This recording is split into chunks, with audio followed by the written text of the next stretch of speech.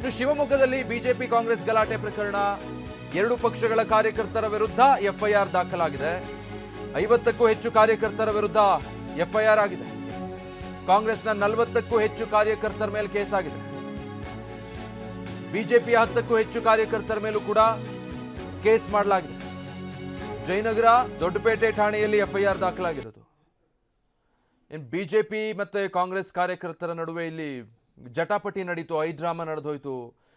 BJP ಕಚೇರಿಗೆ ಕಾಂಗ್ರೆಸ್ ಕಾರ್ಯಕರ್ತರು ಮುತ್ತಿಗೆ ಹಾಕಿದ್ರು, ಅಲ್ಲಿ ಪೊಲೀಸರಿದ್ರು ಕೂಡ ದೊಡ್ಡ ಡ್ರಾಮಾ ನಡೆದೋಯ್ತು. ತಳ್ಳಾಟ, ನೂಕಾಟ, ಕೈ ಮಿಲಾಯಿಸುವಂತ ಹಂತಕ್ಕೆ ಹೋಗಿದ್ದು.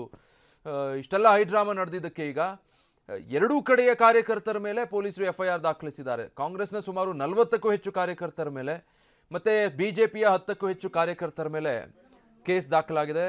ಶಿವಮೊಗ್ಗದ ಜಯನಗರ, ದೊಡ್ಡಪೇಟೆ ಠಾಣೆಗಳಲ್ಲಿ ಪೊಲೀಸರು ಎಫ್ಐಆರ್ ಹಾಕಿದ್ದಾರೆ.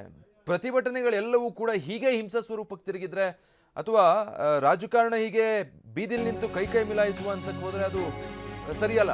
ಕೊಪ್ಪಳದಲ್ಲಿ ಕಾಂಗ್ರೆಸ್ ಕಚೇರಿ ಮೇಲೆ ಕಲ್ಲು ತೂರಾಟ ಪ್ರಕರಣ, ಎಂಎಲ್ಸಿ ಹೇಮಲತಾ ಸೇರಿ 16 ಜನರ ವಿರುದ್ಧ ದೂರು ದಾಖಲಾಗಿದೆ. ಕೊಪ್ಪಳ ನಗರ ಪೊಲೀಸ್ ಠಾಣೆಯಲ್ಲಿ ದೂರು ದಾಖಲಾಗಿದೆ. ಕಾಂಗ್ರೆಸ್ ಕಾರ್ಯಕರ್ತ ಮಲ್ಲಿಕಾರ್ಜುನ ಪೂಜಾರ್ ದೂರು ಆಧರಿಸಿ ಕೇಸ್ ಮಾಡಿದ್ದಾರೆ.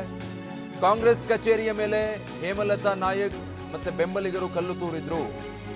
ಕೊಪ್ಪಳದಲ್ಲಿ ಕಾಂಗ್ರೆಸ್ ಕಚೇರಿ ಮೇಲೆ ಕಲ್ಲು ತೂರಾಟ ನಡೆಸಿದ ಪ್ರಕರಣಕ್ಕೆ ಸಂಬಂಧಪಟ್ಟ ಹಾಗೆ ಈಗ ಕಾಂಗ್ರೆಸ್ನ ಕಾರ್ಯಕರ್ತ ನೀಡಿರುವಂತಹ ದೂರಿನ ಆಧಾರದ ಮೇಲೆ ಕೇಸ್ ದಾಖಲಿಸಿದ್ದಾರೆ. ಎಂಎಲ್ಸಿ ಹೇಮಲತಾ ಸೇರಿ ಒಟ್ಟು 16 ಜನರ ವಿರುದ್ಧ ದೂರು ದಾಖಲಾಗಿರೋದು. ಇದು ಶಿವಮೊಗ್ಗ ಮತ್ತೆ ಕೊಪ್ಪಳದಲ್ಲಿ ನಡೆದಂತಹ ಘಟನೆಗಳು.